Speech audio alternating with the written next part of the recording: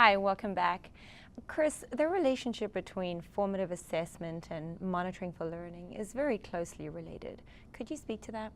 Yeah, absolutely. When we're monitoring for learning, we're taking formative assessment and trying to figure out where the students are in terms of in relation to where they're heading in meeting their learning goals. Formative assessment is a part of our instruction where we are constantly looking to see where our students' level of understanding is through many different forms. And it's not a specific tool, it's not a specific activity that we do with our students.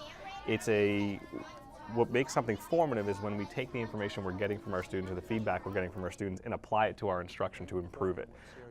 If we're collecting something like an exit ticket, if we're collecting something or just listening for an answer from the students, what makes it formative and impactful is that we're hearing what the students and the information and feedback we're getting from the students and changing and delivering our instruction in a different way that's going to improve our students' understanding. If we don't do anything with it, it really doesn't make it the formative piece. What makes something formative and feeds into this monitoring for learning piece is that we are taking the information that our students are giving us on a day-to-day, minute-by-minute basis and using it to directly impact our instruction. And you know, what comes from that, and a lot of what you guys talked about, what we saw in the videos, was that your students are expecting to be inspected, which is fantastic because they are then taking ownership of their own learning, and that autonomy is taking place where they're kind of looking to themselves for the evidence and expecting that you all are going to look for them and ask them, all right, prove to me that you know this, and prove to me and show me where you're at on this learning continuum. I know some teachers look to formative assessment as a quiz or a test. Can you just clarify what formative assessment actually looks like? Absolutely. And the beauty of formative assessment is, it sounds like a big industry word that people are kind of afraid of because it sounds like another new thing and I have to add this, and it's not. It's part of our everyday instruction, and we're doing it constantly. Teachers are doing it when they're asking a question and listening for the response for our students, when the students are turning and talking and we're going over to the groups and listening to them. The formative assessment, what makes something formative is that when we get information, whether it be verbal or written on a computer with technology, we're reacting to it and not just listening to it and letting it sit. Is that critical to plan for monitoring? Doesn't it happen organically as well? It feels like, for a lot of teachers, and specifically this group, it feels and looks like it happens very organically, because it kind of does. But what happens is, as you start to plan for those things, your tool belt gets more filled with different ways that you can kind of monitor and formally assess your students and collect that information. And it feels like it's happening naturally, but the thought process happens. It's much like breathing. We don't really think about it, it just happens. In good teachers that have a high level of instruction in their classroom, whose students are very responsive to it, are doing those things because they've thought through it quickly, mind you, but they've thought through it. How am I going to ask this? What am I going to ask?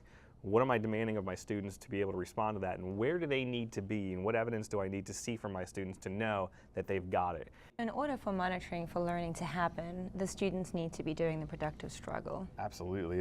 You know, we talk about student autonomy and the cognitive complexity, creating that rigorous learning environment, and the students have to be autonomous with the learning, because you know, with a lot of classrooms, and the classrooms that we all probably were part of at one point, you know, the teachers like to talk. And you know, at that point we're kind of listening for what the teacher knows, and we're not really finding out what the students know. So if we give that autonomy and hand off the responsibility for that learning to the students, we have a much better view as to where their learning is at, rather than us leading them along the way with different questions and kind of they're getting pieces of what we're telling them. But if we hand that learning off and leave it to the students to prove and show what they know, we are going to get a wealth of information that we've never really had access to in the past. I think a misconception out there is that instruction has to stop in order to monitor. And I know, Vanessa, in your video, your teaching point was made, and then you very quickly handed your students an example, and you monitored that and then moved right on. Hey, look at that. 25W squared, common term. Very good. Okay, your turn. Problem 23, why not? So it's really important for all of us as instructors, and it's one of those things that everybody's kind of touched on, is that I can't be the one to tell. Teaching doesn't come from me just knowing the material. I better know the material. I'm the one that's certified to teach it. But in order for me to know that my students are learning it, I need to make sure that I'm providing all the chances for them to experience that. So they went through some things prior to the lesson, and then getting to that lesson, I knew they were ready because I had observed them previously using plickers and exit questions and just questioning. Good questioning I had planned ahead of time. I'm a pretty good questioner, on the spot, but knowing ahead of time exactly to what level did I want to get my students was really important to me. I couldn't just say, oh, they should know the content to this level of complexity. I need to know exactly where they needed to go and what was going to be expected. So then from there, I could give them a question, and I could then observe their response. I could listen to them. I could then change what I had to do. If they weren't giving me the response I was looking for, I knew exactly what types of questions I was going to ask next, or which types of problems I need to go to, or what type of instruction or small group discussions they needed to have in order to come to that learning target eventually.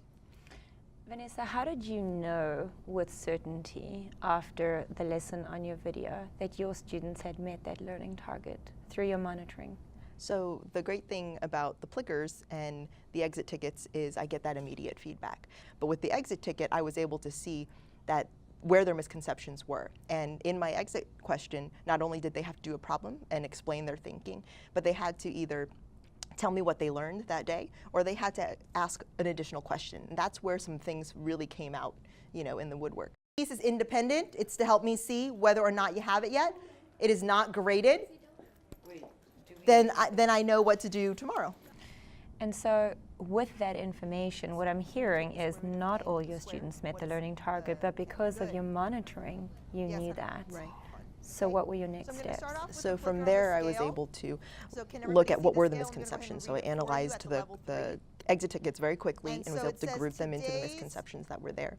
And so in the next day, getting back into the content, just in the front end of my content, I went ahead and had students engaging in a few more conversations in their small groups about specific problems. And while I did that, I also went and spoke with those kids that struggled with the questions and just posed questions to their whole group and allowed the whole group, their small groups that is, to speak to the questions. And so they were able to hear their peers correctly answer or maybe debunk some misconceptions that they had personally without them feeling like they're being singled out. At the same time, they then could own their thinking and correct their thinking. And I was able to find success after I did another exit ticket. It wasn't an exit ticket, it was a formative assessment during class for me to be able to see that everybody was there before I could move on to the next piece. When we come back for our last section, we're going to discuss the barriers that our teachers face as they take on the challenge of monitoring for learning.